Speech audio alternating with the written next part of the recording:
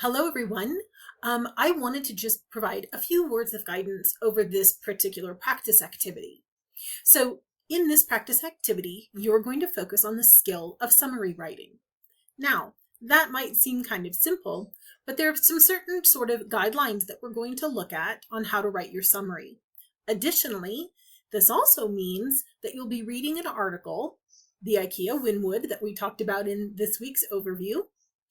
And that means that because you're going to be summarizing it and later responding to it, it's not just a matter of writing a summary, but you're going to need to critically read and think through the article in order to pull out the important features to be able to create your summary. So let's just briefly take a look at summary writing, and then you can read through the rest of this in more detail on your own. So how many of you have written a summary before? What do you understand a summary to be? In a nutshell, a summary is a short explanation of the main ideas of a text. And again, that text could be a video, it could be a proposal, it could be an article, it could be a book. And sort of depending on the length of the text, that will sort of depend the length of the summary. It also depends on what type of summary you've been asked to write. For example, there's one kind of summary writing that's called a précis, and that is literally a one-sentence summary, no matter how long the document is.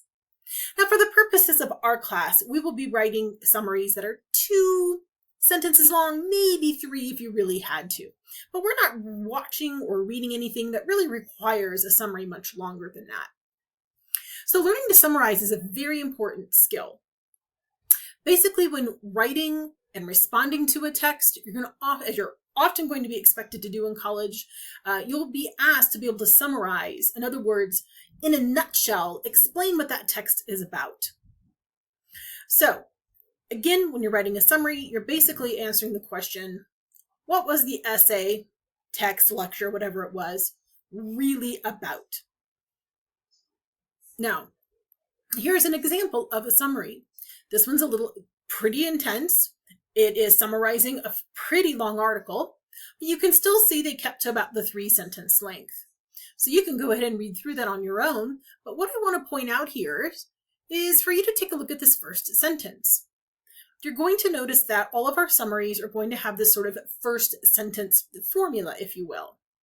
Notice that they mention what kind of text it was. It was an article. They provide the title of the text.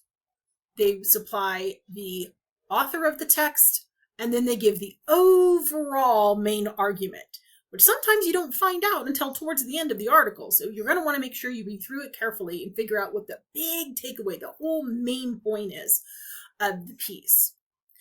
And then there's about 2 sentences, sort of creating a sense of what the key points were that the author offered to help support that overall main idea. So this talks a little bit more about why we write summaries. Please read through that, because I think if you understand why we are writing them, the purpose that they serve, it'll kind of help you gain an intuitive sense of what you need to include in your summary. I think the important thing to remember is that summary writing is not only for yourself so that you can remember roughly what that piece was about, but it also shows others that you have a basic understanding, and it can help others decide whether or not they want to go further and read that article themselves. All right, so let's get down to the nuts and bolts.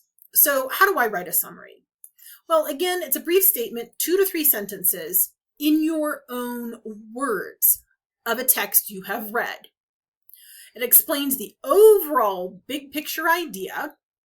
We're not looking for little minor points. We're not looking for the author did this and then this and then this and this. I'm not looking for an outline of it, but a synopsis, a big picture of what it was about.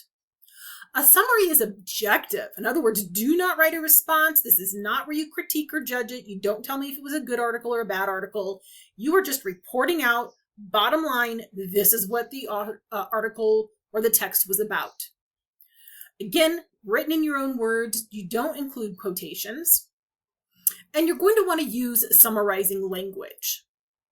That means that your sentences begin with phrases like the article claims, John Smith suggests, Mary Jones concludes. So the sentences are always attributing the information to the article, the text that you are summarizing. Again, our summaries are 2 to 3 sentences long. In that very first sentence, as I mentioned earlier, you're going to identify the type of work, the title, the author, and the big overall sense, and it's all going to be written in the present tense. So here's an example. In the feature article, there's the type of reading it was, 4 kinds of reading, there's the title, the author, Donald Hall, explains his opinion about different types of reading. Here's another example. In her article, Concepts of Self-Immorality, there's the title, Carol Gilligan, author, questions the current research on moral issues because most of the research is limited to male points of view. Now, I'd like to point out that once you have given us the author's full name, then after that, you will only refer to them by their last name, not their first name, but by their last name. And please try to refer to the author. It is their ideas, it is their text that you are summarizing. So please offer that attribution to them. And then we have another sample here of a nice, short, concise summary that you can use as an example for yourself. All right, so what are you doing for this practice activity? Well, if you haven't already done so, after you went through the week 2 overview, please download and read Akaya Winwood's article, What Can Change When We Learn to See Each Other. Take some time, read it, take it in. If it's been a while since you've done some critical reading, I've provided an extra resource here for you. It's free. You can just link to it. And it does a nice job of kind of guiding you with some reminders of how to critically read something. And then using those guidelines above that I provided for you up here, you are going to write a 2 to 3 sentence of the article and submit that here. Now, this is an opportunity for you to practice summary writing. I will give you feedback on it so you know what kinds of things you need to work on when it's time to write a summary for the more formal summary essay for a different text in Module 3 down the road. Again, in case you still could use a little bit of that, just a little extra help on some of the summary writing or reading, I've got 3 other sources here for you to help you with critical reading and how to read a text specifically with the purpose of having to summarize it. So I hope you'll take a few moments to look at these resources.